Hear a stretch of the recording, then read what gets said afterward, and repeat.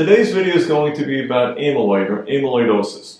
I'm going to keep this simple as a general overview video. There are a lot of details that are related to it, both as far as the different types of protein that amyloidosis is and the different organs that it affects. Everything from what you hear on television ads where it says if you have carpal tunnel syndrome, which you say, why would that be related to the heart? But it affects the brain. It affects nerves in the extremities. It affects the heart. It affects the kidneys. It's a disorder where the body produces abnormal proteins, and those abnormal proteins get deposited in different areas, and when those proteins deposit in different areas, it causes those organs to malfunction. I'm going to focus on the cardiac effects of amyloid and who should look out for this and when do you talk about this with your physician, and leave the other issues for either a different video or for other physicians to talk about. Amyloidosis, as I previously mentioned, is when you replace normal proteins with abnormal proteins. The heart itself is a muscle, just like a muscle anywhere in the body, and there's a certain type of muscle that makes up the heart. Well, that muscle does two things. Not only does it squeeze to pump blood forward, but it has to relax so that the heart can essentially suck blood back into the heart. When the heart muscle gets replaced with abnormal proteins, and some of those proteins are amyloid, those proteins, not only do they not constrict well so that muscle cell can't strengthen as much as a normal heart muscle cell, it also can't relax as well. So the heart, when it tries to relax, can't relax and gets stiffer. When the heart can't squeeze well, that's what we call systolic dysfunction. When the heart can't relax, that's what we call diastolic dysfunction. And when patients eventually get symptoms, that's what causes congestive heart failure or buildup of fluid. There are different types of amyloid, and the different types are related to different proteins that get deposited.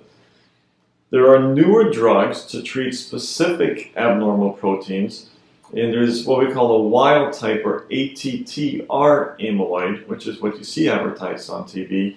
The only reason those advertisements are there is because we now have agents that can affect the abnormal deposition of the protein. So we have drugs that can actually treat some of these problems.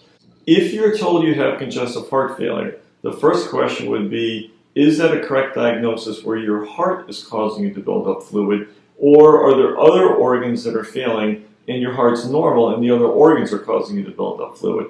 For example, if the kidneys fail, you can have a completely normal heart, but have fluid in your lungs or fluid in your legs, and you may be told you have congestive heart failure because you built up fluid, but in reality, it's a kidney problem, not a heart problem. So if you're told that, first thing to figure out is it a heart-related issue or something else? And if it is a heart-related issue, what within the heart is causing it?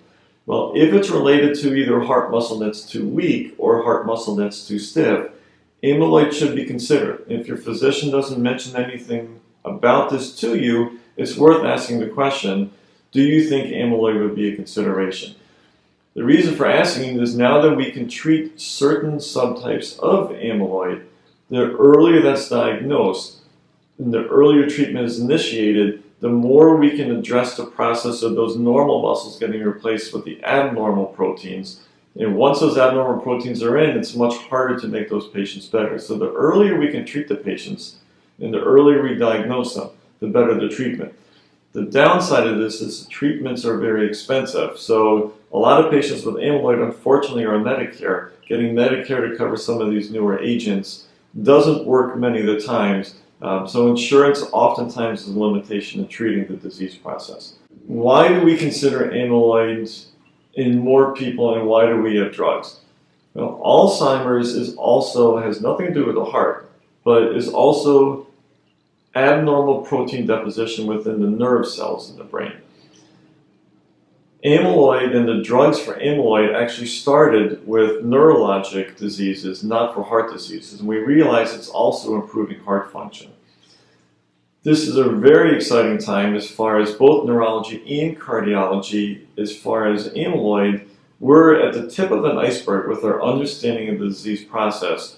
And we're not even quite at the tip of the iceberg with medications because there's only a few medications that only treat a couple specific subtypes of amyloid. And over the next year to 5 years and 10 years, I think we'll have a much better understanding of which subtypes affect which organs more. Once we're better at that and we have better treatments, then we'll be able to treat this.